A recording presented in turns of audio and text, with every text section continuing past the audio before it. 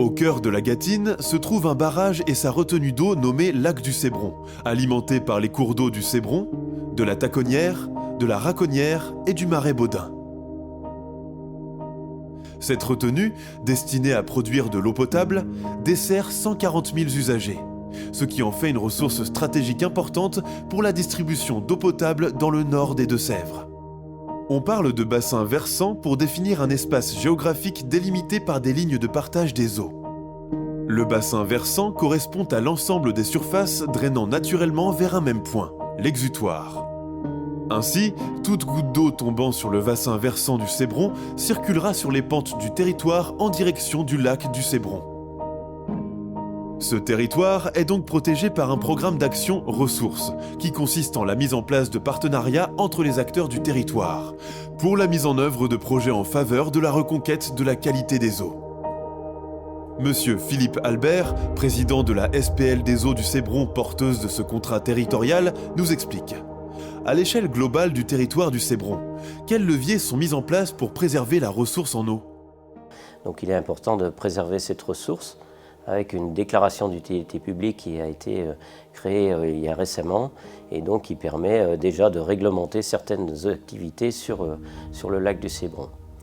Et ensuite, donc, nous avons travaillé sur trois contrats ressources qui se sont suivis, avec les premiers, bien sûr, un état des lieux, un deuxième avec plus une identité un peu collective sur les communes et notamment les activités qui gravitent autour du public, et puis ensuite une activité plus agricole qui porte notamment sur le phosphore, le nitrate qui est très peu présent chez nous, mais cette couverture de sol qui est faite sur les territoires permet notamment d'en avoir le moins possible.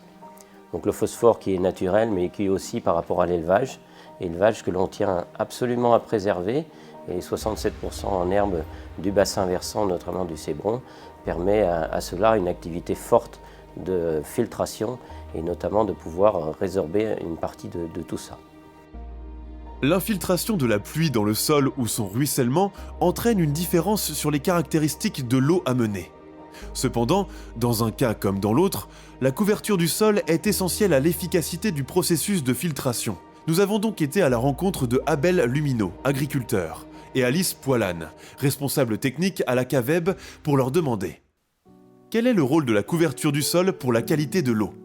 Et cette couverture du sol, comment est-elle entretenue et valorisée ?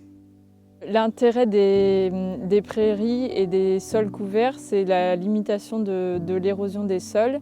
Et donc la couverture végétale va permettre de filtrer l'eau et de capter les excès d'azote et éventuellement les résidus de pesticides. Donc l'objectif d'avoir un sol couvert au maximum va permettre de favoriser la qualité de l'eau. La prairie, c'est un couvert herbacé qui nécessite peu d'intrants. Ça signifie peu de fertilisation et peu d'utilisation de produits phytosanitaires et avec une valorisation qui est possible uniquement par des élevages d'herbivores. Donc nous avons une formule de pâturage qui s'appelle le pâturage tournant dynamique, c'est-à-dire que tous les jours, nos vaches changent de paddock. C'est contraignant, mais en même temps c'est très valorisant puisqu'on a pu, avec cette technique-là, améliorer les performances en termes de production d'herbe. Donc on gagne à peu près 1 tonne de matière sèche, ça veut dire 20%. Ce n'est pas extraordinaire, mais ça nous permet d'être assez indépendants vis-à-vis des achats extérieurs et ça permet de vraiment valoriser nos surfaces qui sont des terres, ici ce sont des terres de faible qualité. Les conseillers vont pouvoir accompagner des appuis techniques aux éleveurs pour réorienter leur production fourragère, donc soit vers la production d'herbes avec le pâturage ou la valorisation de couverts végétaux qui sont implantés à l'automne et qui peuvent être valorisés soit par le pâturage, soit par la récolte, et donc qui vont permettre d'apporter encore de l'alimentation aux animaux. Les métailles peuvent être d'autres types de fourrages qui peuvent être valorisés sur les exploitations.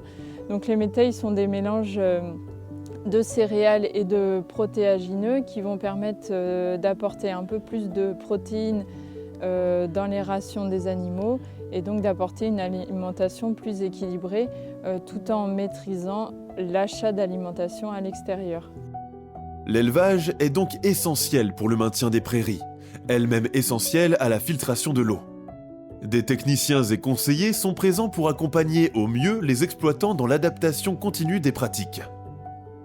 Mais quand on parle d'élevage, on pense aux animaux, et par conséquent à l'abreuvement des bêtes.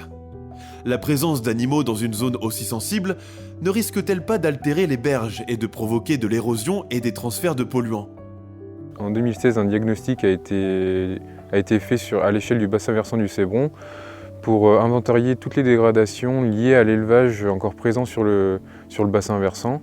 Donc ces dégradations de piétinement par les bovins, ovins ou autres. Suite à ça, un partenariat a été passé avec la Société publique locale des eaux du Cébron et le syndicat mixte de la vallée du Thouet pour travailler conjointement sur cette problématique, afin aussi de préserver l'élevage sur ce bassin versant.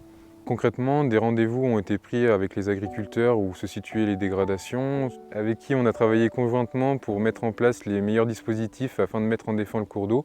Donc que ce soit des clôtures, des points d'abreuvement avec des abreuvoirs stabilisés, des passages à gué entre les parcelles, ou alors des points d'abreuvement déconnectés du cours d'eau, système avec des pompes de prairie ou autres. Ce travail a permis de mettre en place après concrètement les clôtures auprès du cours d'eau, donc que ce soit de la clôture électrique, barbelée ou autre. En tout, c'est aujourd'hui presque 9 km de cours d'eau qui ont été mis en défense sur les endroits de dégradation. Le fait d'avoir travaillé conjointement avec les agriculteurs permet d'avoir aujourd'hui des aménagements qui sont fonctionnels et de bonne qualité pour les agriculteurs et leur utilisation au quotidien. Et les retours qu'on a aujourd'hui sont plutôt positifs sur ce point-là. En dehors des élevages, il y a aussi des villages sur ce bassin. Les habitants et toutes les activités humaines consomment de l'eau et produisent des rejets. Les communes aménagent et entretiennent des espaces communs. Depuis 1972, la commune de Viennet dispose d'une station d'épuration ayant un dispositif de traitement de type boue activé. Avec le doublement de sa population entre 1968 et 1990, une extension de la station d'épuration a été nécessaire en 1992. Désormais, la station traite les effluents de 1000 habitants, soit 150 m3 par jour.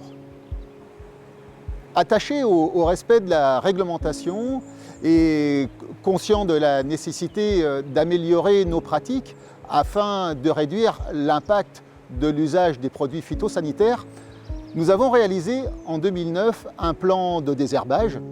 Depuis, plusieurs actions ont été mises en place, paillage des massifs, acquisition à plusieurs communes d'une balayeuse pour un meilleur traitement des caniveaux, d'un désherbeur vapeur, et nous avons réalisé en régie une herse pour un meilleur traitement des revêtements stabilisés. Les eaux brutes du lac sont prélevées grâce à la prise d'eau du barrage pour l'envoyer directement dans l'usine de potabilisation. Une fois dans l'usine, les eaux vont être clarifiées et affinées en traversant plusieurs bassins et atteindre les caractéristiques d'une eau potable, désinfectée, prête à être consommée. Mais d'ailleurs, qu'est-ce qu'une eau potable et comment l'obtient-on ? La SPL des eaux du Cébron a pour mission l'exploitation du barrage du Cébron avec sa retenue d'eau qui comptabilise 11 millions de mètres cubes. À l'intérieur du barrage, nous avons un système de pompage qui nous permet de remonter ici jusqu'à l'usine 1500 mètres cubes d'eau par heure. Cette eau en fait subit différentes étapes. Une première étape de pré-traitement, ajustement du pH. Une étape de clarification qui nous permet d'éliminer les matières en suspension présentes dans l'eau. Suit ensuite une étape d'affinage avec du charbon actif en poudre. Cette étape d'affinage en fait, permet l'élimination de tous les pesticides, les toxines générées par les cyanobactéries. S'ensuit l'étape de filtration qui va nous éliminer les dernières particules solides présentes dans l'eau avant la désinfection et le stockage. À l'intérieur de nos cuves, nous pouvons stocker jusqu'à 12 000 m3 ici à l'usine. Ensuite, cette eau est expédiée sur les 3 bassins géographiques que nous alimentons, qui sont Parthenay et sa région, Bressuire et sa région, ainsi que le sud du Thouarcet. L'enjeu de la préservation de la qualité de l'eau destinée à l'alimentation en eau potable est dépendant de nombreux acteurs qui œuvrent chaque jour à l'évolution des pratiques pour réduire les sources de pollution spécifiques à leur territoire. Pour vous tenir informé de ces actions en Deux-Sèvres, nous vous invitons à nous suivre sur les actualités ressources sur nos réseaux sociaux.